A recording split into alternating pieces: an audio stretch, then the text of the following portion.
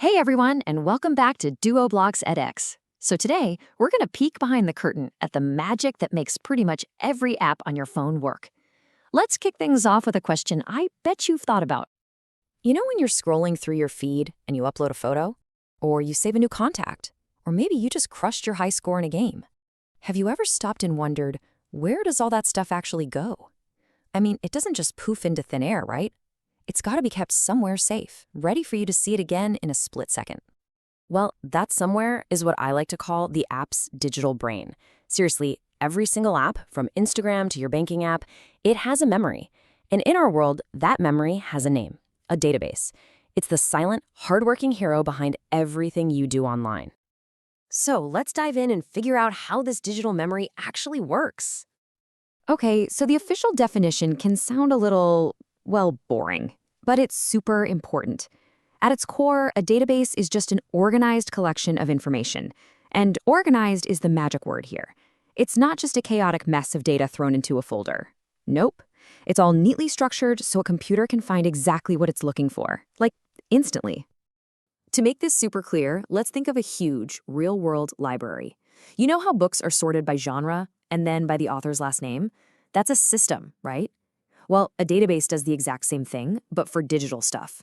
User profiles, things for sale in a store, you name it, even cat videos.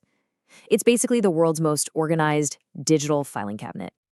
All right, so if the database is our library, then we need a librarian, right? That's where the database management system, or DBMS, comes in. Think about it. You don't just wander into a library and start yanking books off the shelves. You talk to the librarian or use the computer catalog. The DBMS is that software. It's the gatekeeper that lets our apps chat with the database to save stuff, find stuff, and keep everything secure. Okay, but here's the thing. Not all filing cabinets are the same. You wouldn't use a shoebox to file your taxes, right? Same idea in the database world. This brings us to the two main flavors you'll hear about all the time, SQL and NoSQL. The best way to get this is to picture this. SQL databases, you'll also hear them called relational, are like super neat and tidy spreadsheets. You've got your strict rows, your strict columns, and every single piece of data has to fit perfectly in its little box. No exceptions. But NoSQL databases, they're more like a bunch of flexible folders. You can toss anything in there, a Word doc, a picture, a random note. They're all about flexibility. And this table right here really gets to the heart of it. See, SQL databases have that rigid structure we talked about. That's called a schema. To handle more traffic, you have to scale vertically, which basically means you buy a bigger, beefier computer. That's why they're perfect for things like banking or online stores, where every single transaction has to be perfect. Now, look at NoSQL. They're schemaless, way more freeform, and they scale horizontally. That just means if you need more power, you just add more cheap computers to the network. That's why they're awesome for things like social media, where you have just a crazy amount of unpredictable data pouring in all the time. I bet you've probably seen some of these names floating around. For SQL, you've got the absolute titans like MySQL and PostgreSQL. These guys have been the backbone of the web for ages. On the NoSQL side, things get a little more specialized. MongoDB is a huge one for storing flexible document-like data. Redis is lightning fast and often used for caching to speed things up. And then you have something cool like Neo4j, which is a graph database, perfect for mapping out connections, like a Friends of Friends feature on a social network. Okay, so we've got our app code over here and our database over there. Simple enough, right? They just talk to each other? Well, not exactly. There's actually a pretty big problem that every developer runs into. And here's the problem. They basically speak different languages. Your application code, it thinks in objects. It thinks about a user with a name and an email, or a product with a price and a description.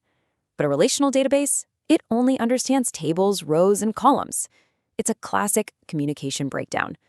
A developer even gave it a super fancy name, the Object Relational Impedance Mismatch. It's like you're trying to talk about a whole car, but the other person only understands a list of nuts and bolts. So how do we fix this? We need a translator, and that's exactly what an ORM is. It stands for Object Relational Mapping, and it's this brilliant piece of code that sits in the middle and translates for us. It takes a user object from your code, breaks it down into rows and columns for the database, and then when you need that user back, it reassembles it into a neat little object for your code to use. It's kind of like magic. Yeah, this quote really nails it. An ORM is a bridge. It lets developers keep thinking in terms of objects, which is really natural, instead of having to stop what they're doing and write a bunch of complicated database commands every 5 minutes. So why would you want to use this translator? Well, for one, it's a massive time saver. You get to focus on building cool features instead of writing boring database code. And less code almost always means fewer bugs. Plus, it gives you a cool superpower. You can switch from one kind of SQL database to another, say from Postgres to MySQL, without having to rewrite a huge chunk of your app. And maybe most importantly, it makes your app more secure, helping to protect you from nasty attacks like SQL injection.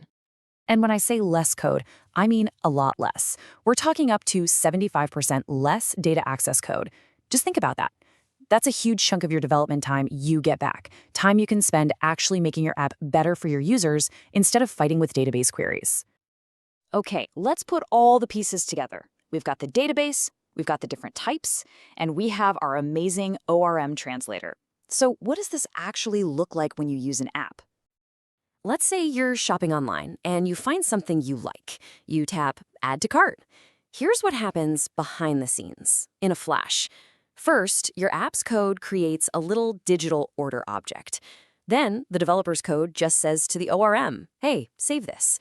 The ORM instantly translates that into a formal SQL command, an insert command. And finally, the database gets that command and tucks your new order away safely in the orders table. Boom, done, all in the blink of an eye.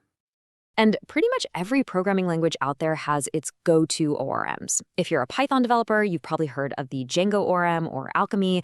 Over in the Java world, Hibernate is king. And for all you JavaScript and TypeScript fans, tools like Prisma and Drizzle are super popular right now. They all look a little different, but they all do that same essential job, bridging the gap. So, let's wrap this all up with our analogies one last time. The database is the memory. SQL and NoSQL are your two choices for a filing system, the neat spreadsheet or the flexible folder. And the ORM, that's your super smart personal assistant who handles all the boring translation paperwork for you. And really, that's the big idea here. The names of these tools might change, new ones will pop up, but the basic goal is always going to be the same, making data useful. So the question for you isn't just about learning the tools, it's about what awesome problem you're going to solve with them. So if this got you excited and you want to learn even more, you should definitely check out our other explainers on things like backend development explained and how the web works, right here on Duo Blocks Edx. Thanks so much for hanging out with me today. Now go build something amazing. See you in the next one.